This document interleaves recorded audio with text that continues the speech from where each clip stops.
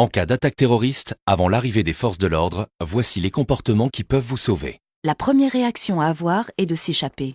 Pour cela, identifiez d'où vient le danger pour vous en éloigner un maximum et le plus rapidement possible.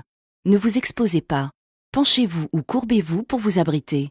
Si possible, aidez les autres personnes à s'échapper. Alertez les personnes autour de vous et dissuadez-les de pénétrer dans la zone de danger. Si vous ne pouvez pas vous échapper, cachez-vous. Enfermez-vous à double tour. Barricadez-vous avec des meubles ou objets lourds. Éteignez toutes les lumières et coupez le son de tous les appareils. Allongez-vous au sol et éloignez-vous des ouvertures. Abritez-vous derrière un obstacle solide, un mur, un pilier, une voiture. Coupez la sonnerie et le vibreur de votre téléphone. Dès que vous êtes en sécurité, alertez les forces de l'ordre en appelant le 17 ou le 112 et obéissez-leur. Au téléphone, ne paniquez pas, précisez le lieu exact de l'attaque, le nombre et la description des assaillants, le type d'arme utilisée, le nombre estimé de victimes. Ces renseignements peuvent sauver de nombreuses vies. Si possible, aidez les blessés. Une fois les forces de l'ordre arrivées, ne courez en aucun cas dans leur direction. Gardez les mains levées, ouvertes et bien visibles sans faire de mouvements brusques.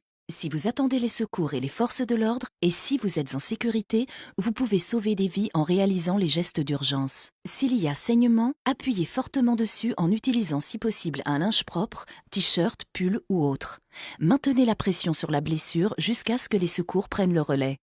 Si vous n'êtes pas encore en sécurité ou si la blessure saigne toujours abondamment, effectuez un garrot. Pour cela, faites un nœud coulissant à la racine du membre concerné à l'aide d'une écharpe, cravate ou ceinture.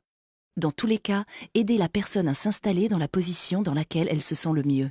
Si la plaie est sur le thorax, mettez-la en position assise ou semi-assise. Pour une plaie au ventre, en position allongée. Si la personne est inconsciente ou perd connaissance, tournez-la sur le côté comme si elle dormait en chien de fusil en position latérale de sécurité. Faites en sorte qu'elle puisse respirer correctement. Face à la menace terroriste, restons toujours vigilants.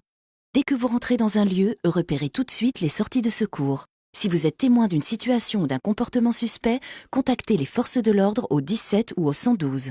Ne diffusez aucune information sur leur intervention. Ne propagez pas de rumeurs ou d'informations non vérifiées sur Internet et les réseaux sociaux. Suivez les comptes Place Beauvau et Gouvernement FR sur les réseaux sociaux.